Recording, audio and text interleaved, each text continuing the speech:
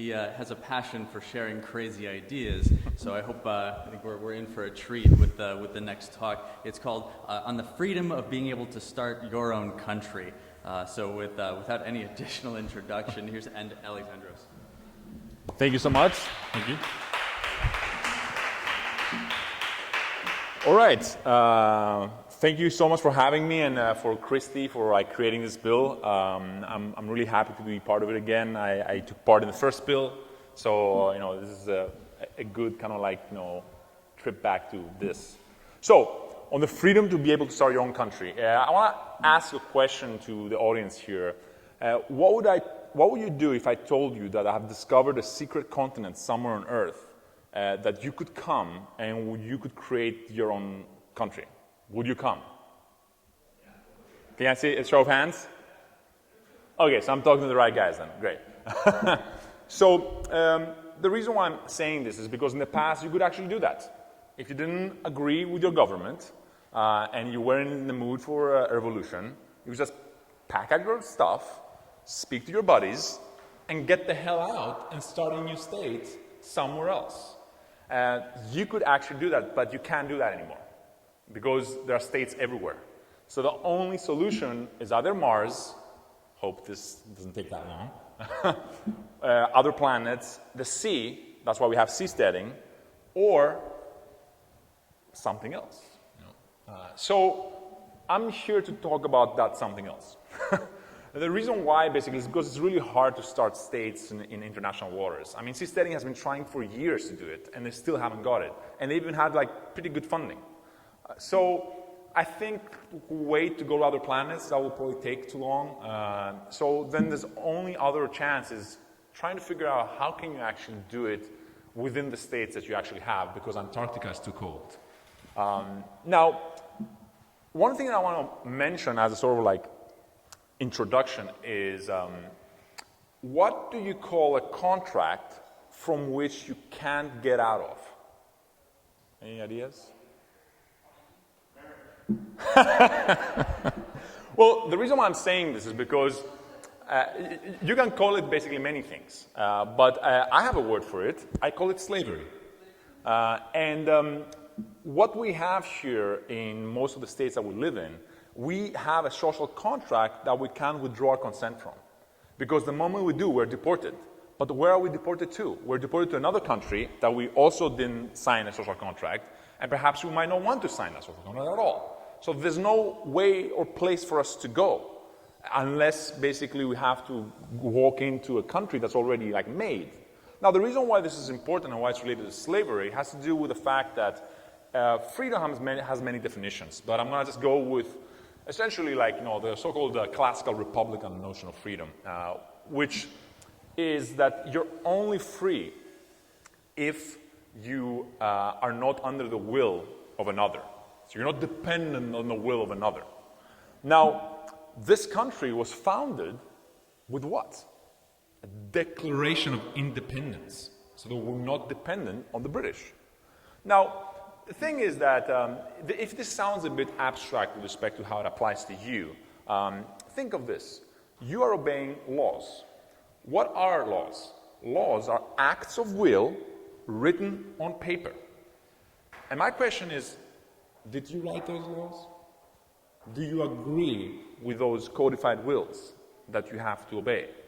Because if you don't, and you don't want to give your consent to these laws by looking at them, then that means basically that you're obeying somebody else's will other than your own.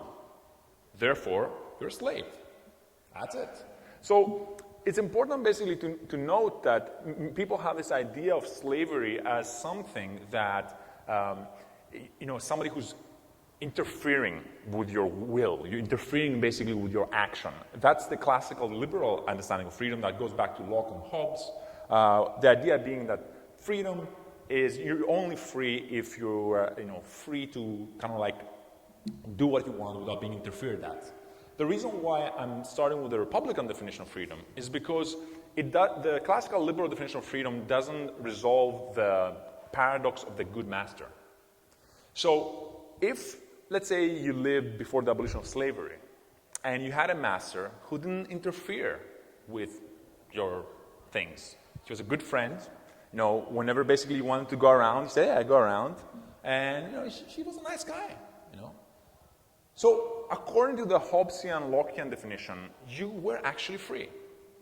But then, a Roman, if you were to see that, because the classical Republican definition comes from the Roman Digest, where they had to define who's a free man and who's a slave, and they came up with this definition.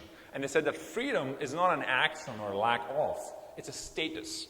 And that status is to not basically be under the will of another. So the reason why the slave who has a good master is a slave in the Roman sense is because he's under the will of the master. And that's basically a way to kind of refute the idea that if you have a good master, you're free, right? Which is what we have right now, by the way. But yeah, you're slaves, I'm sorry. According to the Romans, basically, you are slaves. And the only way for you not to be a slave, according to the Romans again, is for you to be able to see your will reflected on the law. So therefore, what you'll be following is your will, and therefore not the will of another. Therefore, you're free. But I ask you this question. Do you see your will in the American laws? Do you see your will when you saw children being separated from their parents? I didn't, right? And then I ask you, how easy is it to change a law? I could spend the rest of my life trying to change a single law in the United States and fail. I don't want to wait that long. There's too many laws that I want to change in this country and in any country. So if you don't want to be a slave, then you have to start thinking about why not give citizens, just like we did with businesses? Because at some point, as I was saying to Michael here, you needed a permission to start a business. You couldn't just start a business. You need to ask your guild. I'm talking medieval times. Or you need to ask the permission from the queen.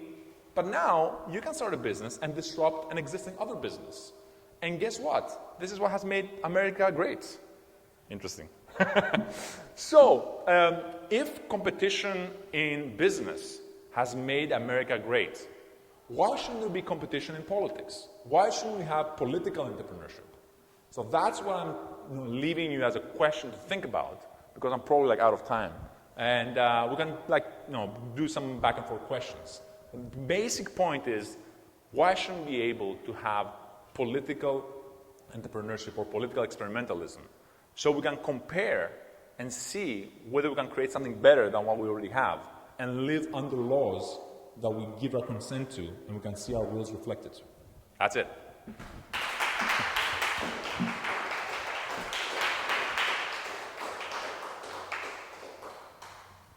Any questions from the slaves? Michael? Did we have one? Yeah. It seems like with increasing technological power that fewer and fewer people are necessary to wreak havoc on a global scale. And that could be nuclear weapons, it could be biotech or whatever. And so I wonder if the existential threat presented by these sorts of newer technologies, and maybe it's AI, actually makes the argument for a one world state government where we can regulate all these things and keep all of us safer, as opposed to all these micronations where people might be developing weapons of mass destruction. So essentially, to rephrase, and please give me your consent whether my rephrasing is correct, you're saying that would it be better to have one state, given the new dangers that we have, like nuclear war or AI, so that we can be able to regulate some of these challenges rather than having all these microstates that could, on their own independently, develop these threats? Okay. Well, no. That's it, basically. But if you want a longer answer than this, I mentioned earlier when we were talking that there's this book called The Breakdown of Nations. And what it does in the introduction, in the first chapters, is it tries to figure out what is it that makes states do bad things, whether that's developing nuclear weapons or any bad thing. And so he goes down basically the classic, mundane responses. Is it the religion? He said, well, there's been tons of empires with different religions, and they all did atrocities and a bunch of stuff that most people wouldn't want to do. So it's not religion. Is it the race? Well, there's been many empires with different races, and they've all basically done pretty much the same thing. So it's not the race. Is it a culture? Well, there's been many cultures that did horrible things, so it's not. So essentially, he goes down through all these typical answers, and she comes down to the conclusion that actually it's none of those things. What it is the concentration of power, and it's the density of power as well. What basically happens when power is concentrated is there's a tendency to abuse it. And of course, as Lord Acton said, power corrupts, and absolute power corrupts absolutely. So what I feel my answer to your question is that giving more power or creating an entity that has even more power than the ones that we have already would actually take us an even darker road than the one we have right now. The biggest states have committed the largest atrocities. At some point, there was this thing called the peace of God. That was before Charlemagne. And all these little kingdoms in Europe would basically have these little wars between them. But every weekend, they would stop to observe the peace of God. Of course, on Monday, people would say, yeah, perhaps we shouldn't go to war, let's just stop. So most of the wars basically were broken in the weekend because people thought that it was a horrible idea. And Charlemagne had this idea to have the peace of God last all week. So what she did is she went on a war to subjugate everybody so that you could have basically a peace of God throughout the week. And guess what?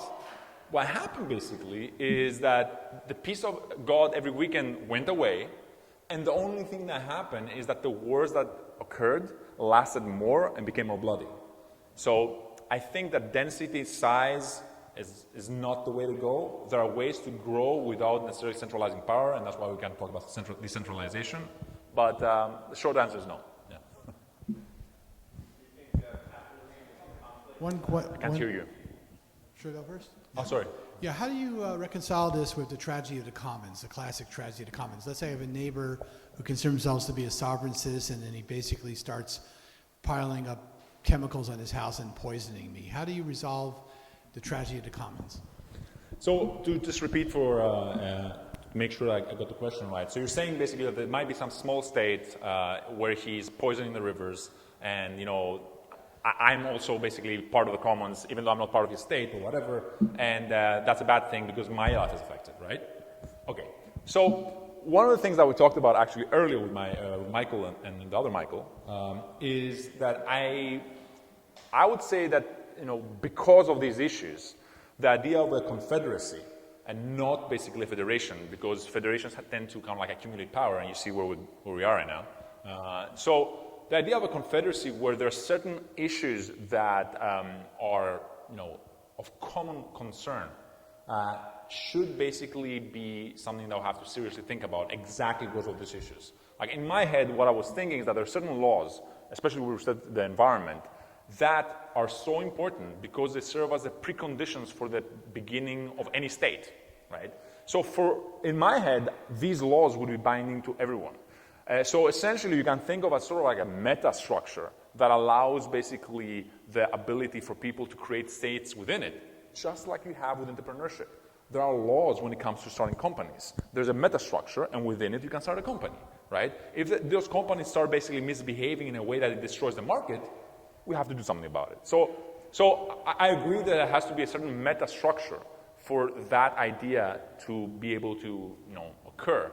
I was telling Michael that perhaps there should be additional safeguards. So for example, let's say that there's a small state of brainwashers, right? One of the ideas that I had is that potentially every citizen of every microstate has guaranteed entry to a neutral zone where there's a certain state expo, where he can actually compare the different states that exist and allows him to essentially get out of his brainwash state by being exposed to all this information. So that way, basically, you can avoid somebody who, gets raised in a sort of cultic state where, they don't have any other opposing opinions. So there's many creative ways of potentially solving both the tragedy of the commons and potential brainwashing from little states.